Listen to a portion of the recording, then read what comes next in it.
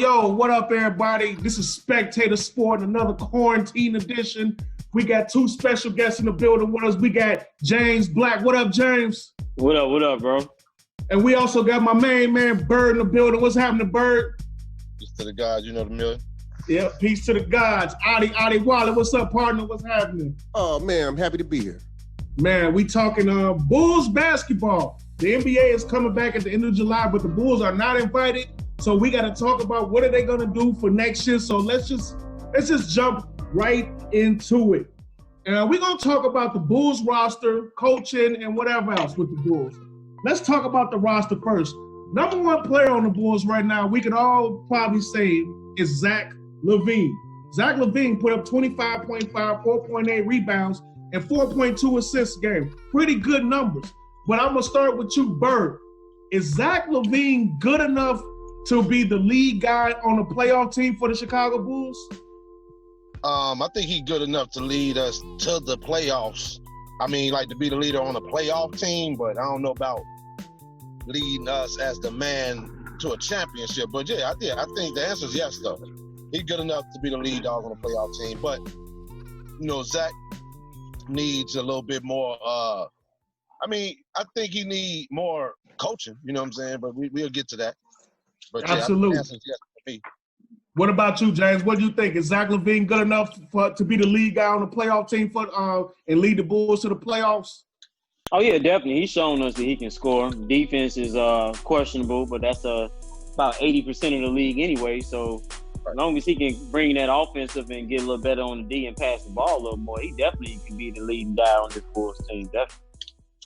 No question. Adi, same question to you. What you think? Well, you know what? I'm not so sure yet, okay? Hopefully, Zack LaVine being snubbed from the All-Star team can help him realize that, just scoring a lot of points and things like that, he's not going to get those accolades until his team start winning, you know what I'm saying?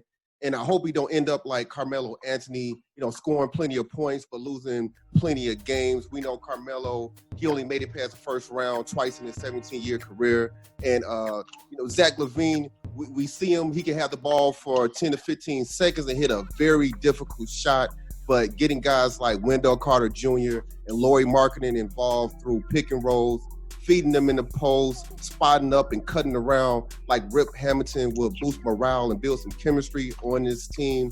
And amongst non-big men that played at least 40 games this season, Zack LaVine was ranked at number 50 in the NBA in defensive rating. He has to force more turnovers, force more missed shots, increase his defensive rebound and his overall defensive awareness. Then he'd be ready to lead the Bulls to the playoffs. I hear you, Adi. So, Bird, I'm going to come back to you, Bird. Adi pretty much answered it. You said that Zack LaVine, is good enough to get us to the playoffs. What improvement would you like to see out of Zack LaVine going into the season? Like Adi alluded to, being able to make players around him better and more effective, defensively, of course. But I'm not going to knock him too hard for the defense because, like James said, 80% of these niggas, these cats don't play defense.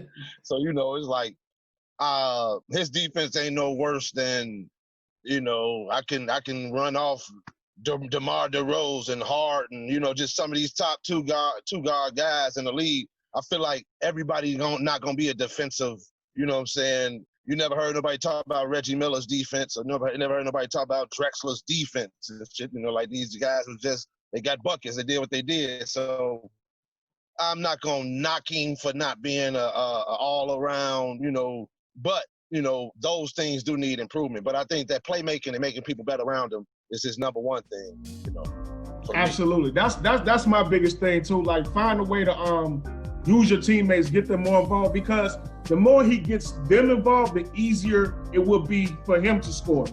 And he won't be going 103, 104. Instead, when you involve your teammates, it becomes easier. So hopefully he can figure that out. That's the biggest thing. And defensively, I'm not saying he's got to be a defensive stopper, but with that athletic ability and that type of talent he got, he should be able to be better on defense than what he is. Yeah, no doubt. Yeah, so absolutely. So let's move on. Let's talk about Lauri Markkanen. Markkanen came into the league his rookie year. He stormed the league. Then the next year, he averaged 18.4 points a game and 9 boards. Then Jim Boylen became the coach, and things kind of changed. He went from averaging 18.4 to 14.7 and only 6.3 rebounds, and his minutes diminished a lot, and he wasn't playing in the fourth quarters. So, James, let me start with you. What's going on? What the hell happened to Lauri Markkanen? Man, Lauri Markkanen got caught up in the Space Jam theory, man. The damn aliens took that dude's took his damn talents, man. Like, he lost everything, man. Like, he could no longer play basketball. And it was a poor sight to see. The guy had a lot of, upside with what we thought he could be. They was talking that dirt shit here and there, whatever. Tall, big, long German guy, whatever the hell he from. But he showed flashes of being someone that can be definitely productive, showing, like, of the cool coaches and notiones that we had, but then he ended up turning out like squat, man. Like, I don't know what that guy was doing, man. It was terrible to watch, man. A big guy shoot threes, couldn't get down low, post up, get big, get some boards.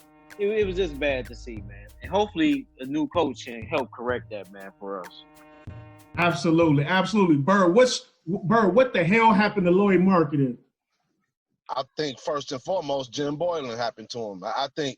I don't think he lost. I don't think he forgot how to play the game and nothing like that. But, sometimes when you check out mentally, you checked out mentally. His dude that came back from an injury and came back to an asshole coach who made the game miserable.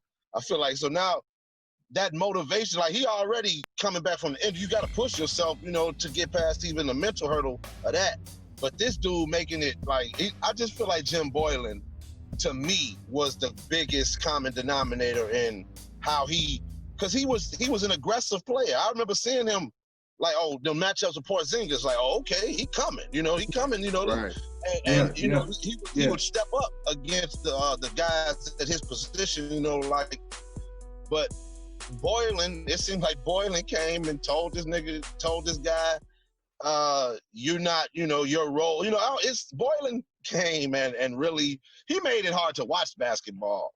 So I'm sure it made it hard to play for him. So I think Boylen did it. I think they get rid of Jim Boylen. They get a coach that knows how to speak to these players, motivate them, Markkanen and bust back out this year.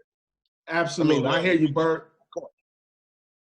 Adi, what the hell happened to Lauri Markkanen?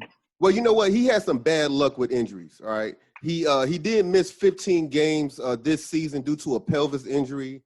And the NBA analytics three-point craze also hurt his efficiency on the court. He every season of his career, his three-point percentage has decreased every year. And this season, he shot the least amount of 2-point shot attempts per game, and he scored the lowest amount of points per game of his career. Now, the good news is, inside the three-point line, he shot 52% this season. But he shot more threes than twos, despite being ranked at 121st in the NBA in three-point percentage, shooting 34% from behind the arc. Lauri Markkanen is an overrated three-point shooter. He needs to realize he's 7 foot tall, and the numbers show it. The stats show it. Him going inside the paint is more effective for him. He's a more effective player like that. It could be the coach. Yeah, like Jim Boylen, he didn't coach him right, but Jim Markkanen, he needs to go to the paint. He needs to realize what he needs to do. He's 7 foot tall. Absolutely. I'm with Bird on this one. I think the coaching has so much to do with it, because as bad as we talked about Fred Hoiberg had him coming off screens. Hoiberg had him moving without the ball, and it just seemed like Adi, you always bring this up. He turned to Nico Mirotic, pretty much standing in the corner, shooting threes. So hopefully, whoever the coach is, get him to moving without the ball. But I will say, Markkanen, if you're not making shots or whatever's going on, still be a force on the boards, still be a force on defense, and you can really impact the game that way. And the shots would eventually start to fall. All right, so let's move on. Here's another tough situation with the Bulls. Let's be honest. The Bulls have not found Derrick Rose replacement yet. They still have not found Derrick Rose replacement. They traded him away for nothing, and they have not been able to replace him. And the Bulls have been in point guard hell ever since. Now we got a rookie. We got a rookie where he's going to his second year now. Coby White. I mean, he's a fantastic scorer, and that's how the Bulls used him. But I don't know if he's big enough to play two guard. I know the NBA, you can go in it, it's interchangeable, positionless game. But he's more a point. Yeah, he's more of a point guard size. He averaged 13.2 points a game and 2.7 assists. So, Bird, do you have confidence that Coby White could actually be the point guard of the Bulls' future? Hell yeah! First of all, he's 6'5", so yeah, he can play the 2 too. He's 6, so he's 6'5". Again, we talked about this. He's 6'5" with speed of a 5'10" dude or something out there. Like he the fastest dude on the court. Got the most energy on the court. Yep. Jim Boylen stunned his ability to do more. Wasn't playing him. Told him the dumbest advice you could ever give a player. Ever. Don't shoot the mid-range shot when he made it to the league off the mid-range shot in North Carolina. Again, Jim Boylen is the number one factor in these guys not progressing more. I think he's in the top 5 conversation of Rookie of the Year easy if Jim Boylen starts him. Why you not starting him? Why are you playing games like you need to start a veteran? Just put him in there. Y'all ain't playing for – you're not – what you gonna lose? Put him in there. I like Satoransky, but Satoransky is a career backup point guard. He shouldn't be starting over no dude that got potential to be a star. So, yeah, the answer is absolutely yes. And not only that, he could be a problem for years to come because, again, he's a 6'5" point guard with athleticism and with a torch. But my man stunted the hell out of his growth and his productivity with his idiotic approach to the game, Mr. Spur. Absolutely. Yeah. I'm with you there, Bert. James, can Coby White be the future point guard of the Chicago Bulls? Yeah, definitely. Yeah, I'm with you on that. Boylen should have started the man. No need to put Satoransky in there. You got to start with the youth, get him developed, get him some experience under that point guard position. Because he had definitely scored. He had definitely baller. You can see it in him. Like, he got that fight in him. Like he is not going to back down from anybody, no matter how tall you are over him. You got to run with him. You got to keep up with him the whole damn game. He's going to be fighting. Yep. Yeah. I agree, so he got that dog in him in Chicago style too, man. So I roll with Coby, man, all day, man. Adi, can Coby White be the future point guard of Chicago Bulls? Well, I'm not so sure, but in the last 9 games of the season, he averaged 26 points per game. And no other rookie in the NBA averaged more during that stretch, which started on February the 22nd. Now, it's a shame he only started 1 game this season at point guard. He had 20 points. It came against Cleveland. He had 20 points, 5 assists, but he did have 9 turnovers in that game. And so when Coby White enrolled at University of North Carolina, he enrolled as a shooting guard, but Coach Roy Williams converted him to point guard. So he is still learning the position, but I look at him, I think he has a bright future as a shooting guard. Coby White is a scorer, and I think this offseason the Bulls need to look at a point guard. Maybe if they get lucky in the draft and land LaMelo Ball, or if they can't get him, they can get Fred VanVleet with the Toronto Raptors. He's an unrestricted free agent, or Mike Conley Jr. With the Utah Jazz. He has a player option to be a point guard. I think Coby White can play the 2 and have, LaVine bump at small forward. I hear you. I'm with Bird and James. I want him to be point guard because of the reason Bird said, because he's 6'5". And, and I just think that having all that length and all that height in the starting lineup, and you got LaVine at the 2, you got him at the point guard, you got a big backcourt. I like him. But the problem is he has to, like you brought up a good point, Artie. Roy Williams decided he should be a point guard. The only way you're going to learn to play point guard is to actually play point guard. And if the coach won't play you there, you will not learn the necessary skills. So when he first started, he had 9 turnovers, but that was his first time ever starting point guard in the NBA. So it's a whole different game. So I don't know how they're going to use him. He's a very effective because he can light you up. He can get hot and he can score, but I feel like they need to use him at point guard because he's a combo guard. He can get you scoring and assists, hopefully. Instincts on passing is real. Like, he makes great passes. Dude, that's why I think he can excel at the point guard. You're not a selfish player. Yeah. He know he can get buckets, but he's not a selfish player. I think that, I'm looking forward to seeing him push the point. I think he could be special at the point, true. Yeah, I think Jim Boylen should have started him. Jim Boylen should have started him more. He only started one game at point guard, so it's like that's why I say I'm not sure. Just didn't see him play enough. Yeah, that's fair. 2.7 assists. He could do much better than that. Like if you actually let him play. Give him the minutes, he gonna get the productivity. He too active not to. Absolutely. When you see him play, you don't never see his hair still. The dude hair never still. His hair bouncing constantly. Never you see him boom boom boom boom like right. That's what I see when I'm seeing, because I ain't gonna front. I was expecting the Bulls to grab another player that I didn't want to see, but I was shocked that they grabbed him. Like, okay, they got a player that I like out of college. Yeah, that was a very big surprise, man. But I'm with you on that. They had to do some kind of Bulls something, so they had to get Jim Boylen to fuck up the pick, of course. Yeah, so, get him and don't play him. Thank you, Jim. Yeah, thanks a lot, Jim Boylen. I think Chris Dunn, who ain't played in 3 years, is finally better than this nigga number 7 pick. Right. I think we should play Chris Dunn over him now, because what? Really? Like, why? That's what they do, man. Yeah, so, that was awful, man. Hopefully they can figure this point guard situation out, man, because that's been a might as well bring fucking Chris Duhon back. That's who ain't no point guard and ain't gonna never be one. Chris Dunn. Oh, Chris Dunn. Chris Dunn. It's a wrap. He's just a nigga that can fit a damn tank top and shorts and shit. He get a lot of steals though. He's like top 3 in the NBA in steals. He reach all the damn time. All he do is reach. He like no defense. He like a worse Ronnie Brewer. He's a worse Ronnie Brewer. He like top 3 in the NBA in steals though. He get them steals. He reach every play. How many fouls? How many times he's one point guard and fouls out so many times? Because he's always reaching. I cannot stand his game, man. His game. I'm not a Chris Dunn fan at all. Let's just be real about it. He is a modern day Randy Brown type player. That's what he is. That's what he is. He give you some good scrappy defense, and everyone, but he ain't good for shit else on the court. Yeah, that's what Chris Dunn is, a modern day Randy Brown type player.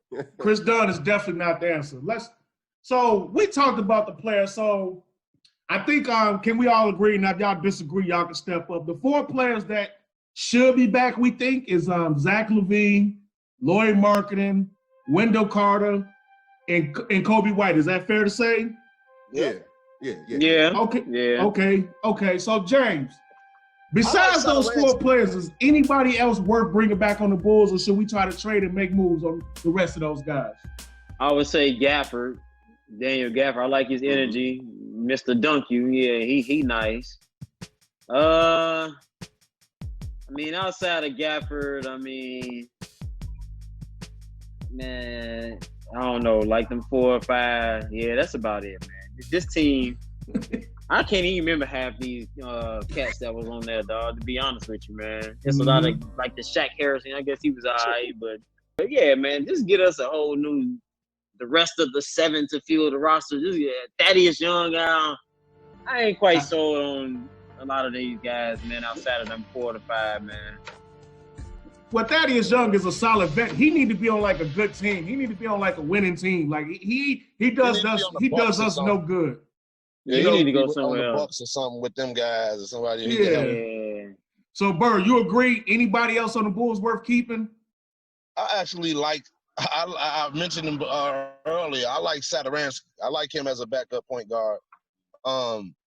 He a gritty player. He make, he one of them make big plays. Like I remember I was checking him out in Washington, and so he's pretty good at that position, playing, coming in, spark off the bench. Like if the team get good, Satoransky type of player to come in, give us some good little minutes, good, mess around, dunk on somebody, anything, hit a big 3, so energy play. I like him. I don't think you gonna replace him with too much of a better point guard off the bench. Like I think he's one of the better point guards coming off the bench. So absolutely. I like him. Of course, I'm gonna give my man what's his name, the young player, Carter, Wendell Carter. Wendell Carter Jr., yeah. Let's see. Yeah, he one of the 4. That's one of the 4 I said. Yeah, he's okay. All right, so my fault. All right. Well, yeah, No. Sadaransky then, and yeah, pretty much everybody else can go because I don't like James said. A lot of these cats, I can't even say their name. I don't even know who they are. Gafford was decent though. You know what I'm saying? Player number 99, player number 97. We don't know who the hell these people was half the nights, man. All right, who should we keep besides the 4 players I named? Who would you consider to think the Bulls should keep? Well, yeah, the Bulls, they did pretty good drafting Daniel Gafford, 2019. He's a second-round pick. And, yeah, so I like him. I like him a lot because I want him to put pressure on Wendell Carter Jr. Wendell Carter Jr. been kind of going through the motions, and you got Daniel Gafford out there with a lot of energy, very athletic and everything, dunking on people. But he does need to improve his offensive game this offseason. And then you also got Otto Porter Jr. He got another year left on his contract and see. We got to see all night long again, man. Otto Porter Jr. He got like making over $25 million. You make too much damn money. $28 million. And he be fresh on the bench. I ain't gonna lie, he be fresh. Oh yeah, man. Shit, you making $28 That's million. That's Daryl from Coming to America and shit. Mr. Soul Glow and shit. Right. Wearing clothes must be a new experience. Right. Otto Porter. Yeah. Hey, listen, me personally, I get rid of everybody. Don't get me wrong, I do like Sadaransky. He is a nice backup point guard.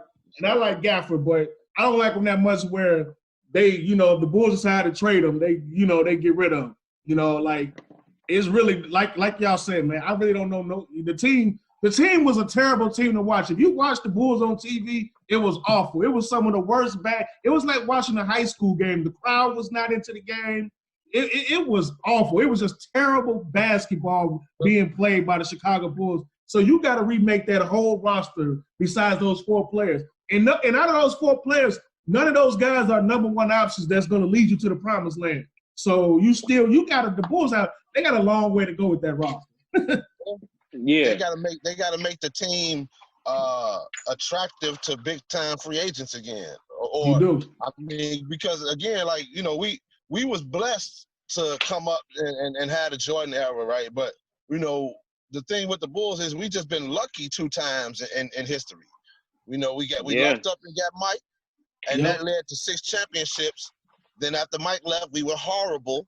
Then we lucked up and got Derrick Rose, and we made it to the Eastern Conference semis or the Eastern Conference finals. But, he got hurt, and they did him wrong. But now we're horrible again, and now we got to see what's what. I think at this time we got the best foundation that we had to kind of try to start building something, But it's hard because people really don't want to come play here. So now, it's gonna take that one superstar, that one guy but man, I don't know, man. I think we're right. We there. We in the right direction. Rather, we're not right there, but we in the right direction. But it's gonna be tough, man, to get that kind of player that we need to pair up with a Zack LaVine and them guys to really go for that chip. So, I'm gonna be optimistic. Well, Bird, you bring up a good point, and you know what it starts with? Coaching. And that's the last question of the show. Coaching is where it starts at, and that's at least the beginning of it. So, James, I'm not going to ask y'all, what coach should coach, but I guess I ask it like this. What do you want out of the next Bulls coach? Let's go that way, because there's a lot of candidates out there. We can name them all day. I mean, I know we heard of Adrian Griffin. Adi, tell me the guy name from the 76ers. Yeah, name Dukes. Ime Udoka. Yeah, so we've heard some rumors. But James, what do you want from the next Bulls coach? What's something that you're looking for if the Bulls with the Bulls next coach? Man, somebody that's gonna understand the game, teach these guys how to play it the right way. Let them know if they shooting 12 threes and they only made 2 to take the ball to the damn basket. You know what I'm saying? Just common sense shit is what I'm looking for, man. Somebody that's just going to know the game, know how to grind it out. You ain't going to always have a jumper. So you got to play a little tougher and get down there, get to the free throw line, bang some bodies. You know what I'm saying? Get the shit done, man. not nobody that's just gonna sit back and be all lackadaisical and not really care and give terrible advice. What we've been seeing since Tiaz has left the building. We ain't been right ever since, man. Absolutely. We ain't been right ever since Tiaz, man. So. No, we haven't. Bird, what's your thoughts? I mean, being that these players today seem to be so damn spoiled and pouty, I think we definitely need a motivator. We need a coach that's going to be motivational, be able to get in their ear when they kind of on their, you know what I'm saying? I think that's really important because I think that's the difference between a player like Zack LaVine and Lauri Markkanen and the players that we have. Zack LaVine, Markkanen, and what's the young guy, the point guard? Coby White.